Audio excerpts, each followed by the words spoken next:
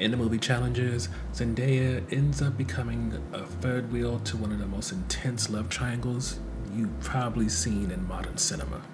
To summarize the movie, Tashi meets Art and Patrick when she's around 18, and Art and Patrick knew each other since they're 12. In those 4 years since they met each other, Art and Patrick have become this duo called Fire and Ice, and while Tashi doesn't outright say it, it does seem that their connection, Art and Patrick's, does push some people to think maybe there's more to more to their relationship than just a friendship. And Tashi outright says when she is invited to hang out with them that she kind of feels like a homewrecker. But as shown over the next 13 years since they meet, while Patrick definitely might be bisexual, Art seemingly isn't, and it seems both of the men are definitely into Tashi. And while by no means is Tashi treated like a prize who goes back and forth between the men, it becomes very clear that while the men see tennis as something that's for fun, something that because of the life they live going through tennis camps and all that, that's just all they know.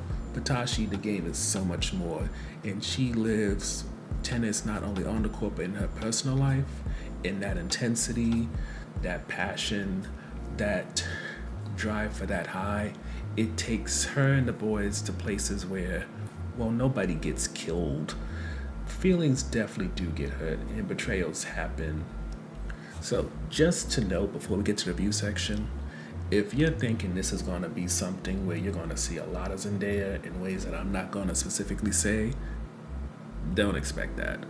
When it comes to what you see from Zendaya in this movie, it's very much in line with what you saw in Malcolm and Marie. The only difference is she wears a sheer bralette, but otherwise, she wears normal underwear, usually has a shirt on, a bra, something like that. You're not going to see full nudity. And then even when it comes to the sex scenes, it's more so like third basin before, rather than you seeing something similar to what we got from Chloe Bailey and that show she did on Prime Video. Zendaya ain't going there. And just so you know, since we're talking about the content, you're gonna see a little bit of Euphoria style, a lot of male nudity, partly from the actors, but mostly from extras, so prepare for frontal and backside when it comes to the men in this movie. Getting to the review section, the first highlight for us is Zendaya in terms of her playing a character that's very difficult to really put a pin into, for lack of a better term. Because when it comes to Tashi, she isn't made to be this likable person, and she isn't necessarily someone you want to hate. You understand her frustration in terms of her being at one time this top tennis player, potentially the next Serena Williams, and then because of one injury, now at best she can coach. And in the process of coaching, she sees all these people who are not living up to their potential, and yet here she is, somebody who would have worked twice as hard as them, who would have gone so far, and yet look where she is. She attaches herself to a man who isn't as committed as she is, yet he's a decent guy. And then she has this other person who stimulates her in many ways, but he doesn't have long-term potential. And it's in her choices that you see that, like in a tennis match, she's very calculating about when to do a strike that would allow the other player to actually hit it back, when she has to move forward to really put the pressure on them. In many ways, while in retrospect, the tennis matches weren't really that great, the way that Tashi plays life is probably the best kind of tennis match that this film provides. The next highlight for us is looking at how Art and Patrick are as partners. Because when it comes to Art, he's sweet, worships the ground that Tashi works on, and as both a husband and also the father of her kid, you can see that he truly does love her. And even when it comes to his career, he definitely credits her for anything that he has gotten done since she took him on as a client. But at the same time, He's somebody that needs constant validation. He needs constant direction from her. And being that Tashi's a type who wants to see you be passionate about what you're doing, to really take note of it and look to do better, her having to be in control of his life is not all the way appealing. A lot of the times I would even say that she's kind of disgusted by the fact that she has to take the reins so much in his life, especially because now she's attached to it to the extent that she is.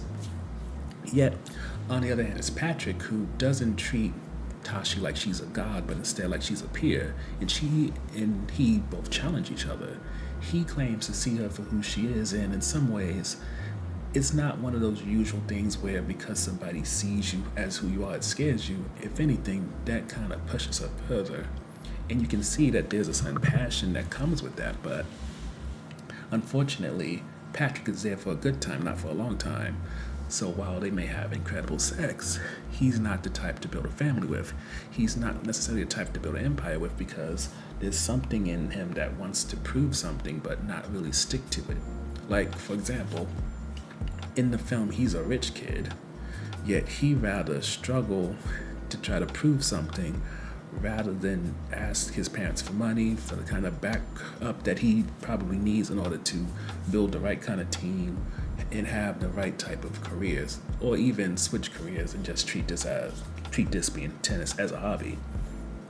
And being that Tashi, well, not necessarily told she came from a poor environment, but because she definitely was on the path to be working hard to make her whole family rich, you can tell that as much as she may not like the fact that she has to pretty much run Art's life, at the same time, at least there's something in him that is willing to work toward his potential.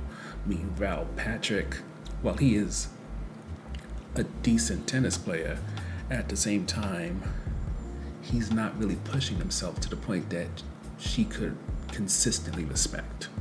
So the next highlight for us is Art and Patrick's relationship, and that's purely because of the intensity of it.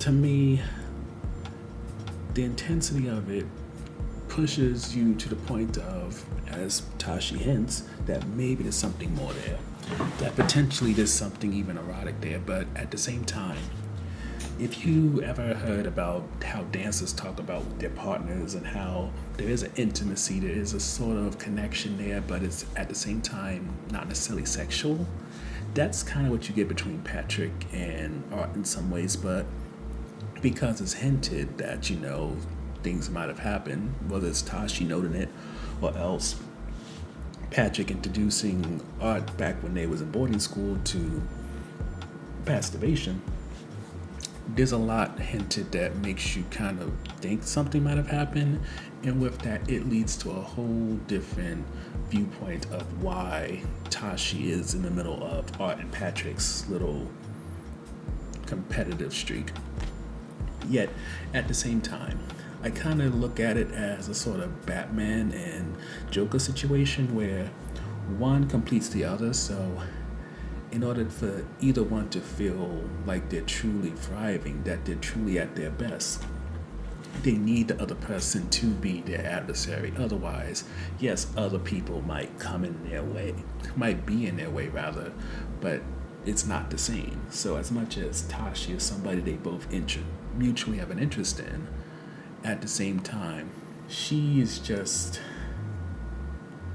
methadone to their cocaine in terms of that high that they're looking for. That's perhaps the best way I can put it. Which leads us to the last notable highlight, which is the soundtrack.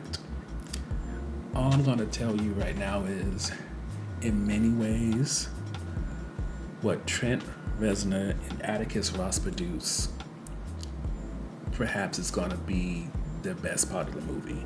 And I would even say, while taking away nothing from the performances or the writing, the way that the music amps up these scenes, especially the tennis matches, especially moments where there's a back and forth between characters, it really has you appreciate what a score does for a film. It's not just background music. It's not just something to keep you from hearing extras walk around or have conversations. It truly feels like a necessary part of a film to really drive the narrative, to really drive what the emotions are in that moment. And I would even say after you listen to what they produced for this film, it makes it difficult to hear other types of music that don't have the same pulsating beat, that don't give you that industrial or rock, metal, whatever kind that they do. And truly, if there was ever a soundtrack that you're gonna find yourself addicted to after you watch a movie, it's gonna be this one. Which leads to the regular level highlights. And granted, the tennis matches, when they start off, aren't that great. But the reason why we keep talking about intensity, chemistry, and looking for that high is because when you start off the movie, you know nothing about these characters, so everything's very tepid.